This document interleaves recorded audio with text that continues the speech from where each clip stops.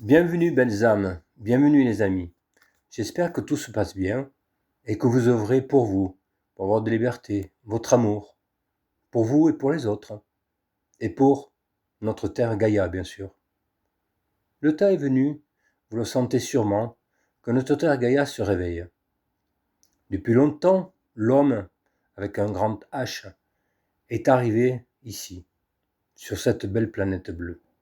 Au début, gentil il fut, s'occupant à cueillir, chasser, se faire chasser, survivre. Il était en symbiose avec la nature.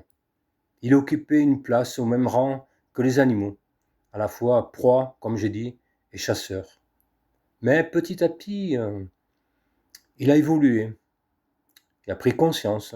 Je ne sais pas s'il a pris conscience au début, mais il a évolué en fonction de son environnement, ou les deux, en même temps. Y a-t-il eu par moments des coups de pouce extra Gaïa, je dirais. Cela, on ne sait pas officiellement.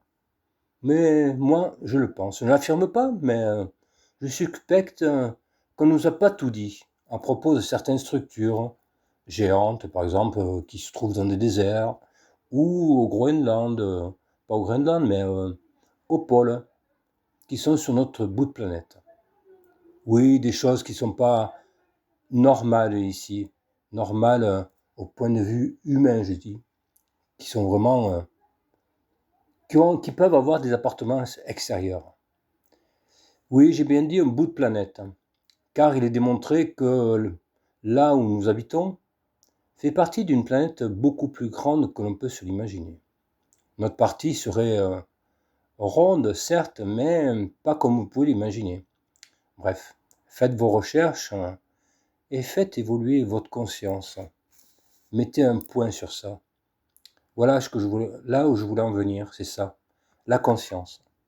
Par rapport à tout ce qui se passe sur Terre, il y a maintenant, ou il y a quelques dizaines, des centaines d'années, des feux, des inondations, des volcans qui se réveillent, des guerres, vraies ou fausses, ou financées, parce que je pense qu'il y a beaucoup de guerres actuelles, je dirais, depuis les années avant le XXe siècle, ont été provoquées pour l'argent, pour des territoires. Regardez certaines frontières des États africains. C'est taillé en ligne droite. Et il y a juste un fleuve qui peut faire la séparation, l'union entre deux côtés d'un pays. Bizarre, non? Moi, je trouve que c'est arbitraire.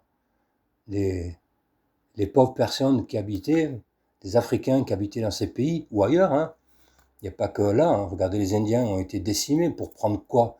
Parce qu'on les trouvait arriérés, entre guillemets.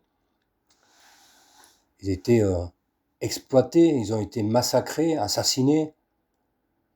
Même les bisons qui étaient là. Voilà. Il y a aussi des gouvernements instables ou faux. Il y a aussi l'escrologie. Vous savez, ceux qui vont nous faire avaler qu'une voiture électrique, c'est mieux qu'une voiture qui pollue un petit peu, certes, mais du CO2, on en a besoin. Les arbres se nourrissent de ça. Pas en totalité, mais on en a besoin. Puis le CO2, c'est que 0,00, je ne sais pas combien de pourcents, mais c'est pas 10% de notre atmosphère, quoi, le CO2. Donc voilà, je pense que notre Terre Gaïa, dans sa totalité, a pris conscience, certes pas à notre échelle, mais à son échelle à elle, sur des centaines, voire des milliers d'années. Oui, je pense que la Terre se réveille face à son envahisseur, avec un grand E, je dirais, l'humain. Voilà, il a fait les pires atrocités à cette terre. Au début, peut-être pas, mais petit à petit, il a mis des jalons pour devenir plus intrusif dans ses ressources, dans les ressources de la terre. Regardez à une échelle plus petite, les végétaux se défendent par rapport à un parasite. Ils communiquent entre eux, ils mettent en place une défense. Nous, humains, nous ne le voyons pas, mais cela se produit sur quelques semaines ou mois à leur échelle.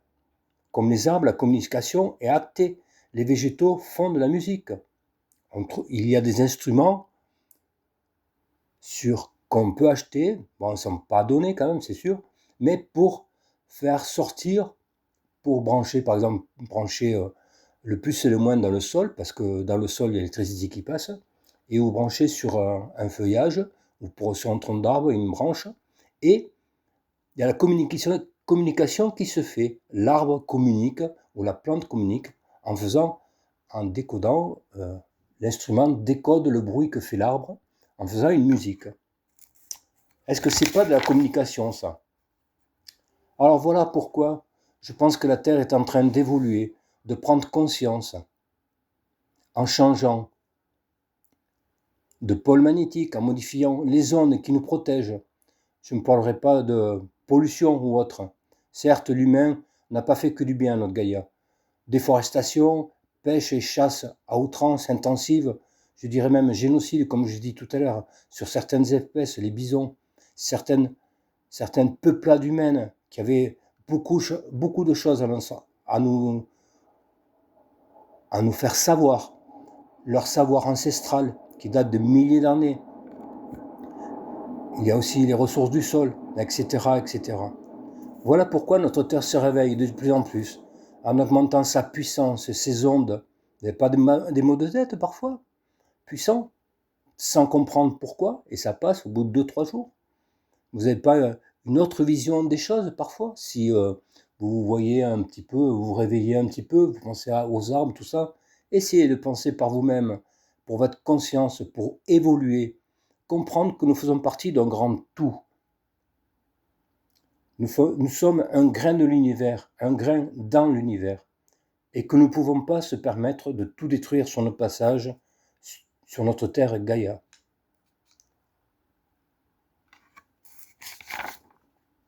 C'est pour cela qu'il faut prendre conscience de ce que l'on est, de ce que nous sommes. Nous sommes indissociables de ce qui nous entoure, de notre terre Gaïa, du plus grand mais aussi du plus petit que nous. Nous sommes en symbiose avec elle. Du plus petit, par exemple, les cellules, les atomes, les électrons, aux plus grands composants de l'univers, les planètes, les galaxies, les trous noirs, et que sais-je encore. Car nous formons qu'un seul et même tout. Nous interagissons les uns aux autres. Ce qui est fait est fait à l'autre. La conscience, cette conscience est partout. Nous sommes elle, mais aussi, nous formons aussi notre terre Gaïa. Car tout est vivant d'un seul et grand créateur, d'une seule conscience, d'un seul grand amour universel. Tout a été construit avec cette seule puissance, la puissance de l'amour. Alors explorez votre conscience et devenez plus acteur de ce que vous faites. Allez au plus profond de votre cœur, de votre amour, de votre conscience encore, je vous le dis, et regardez bien ce qu'il y a. Car nous sommes sur Terre, certes, pour un moment qui est plus ou moins court, suivant les personnes, souvent comment vous agissez avec vous-même par rapport à votre environnement. Il faut penser par soi-même et pas se laisser détruire par l'extérieur. Et penser que nous sommes, nous aussi, que tout ce qui nous entoure, les arbres, les poissons, les animaux, les fleurs, les fourmis, les vers de terre, nous sommes pareils qu'eux. Nous sommes une énergie d'amour.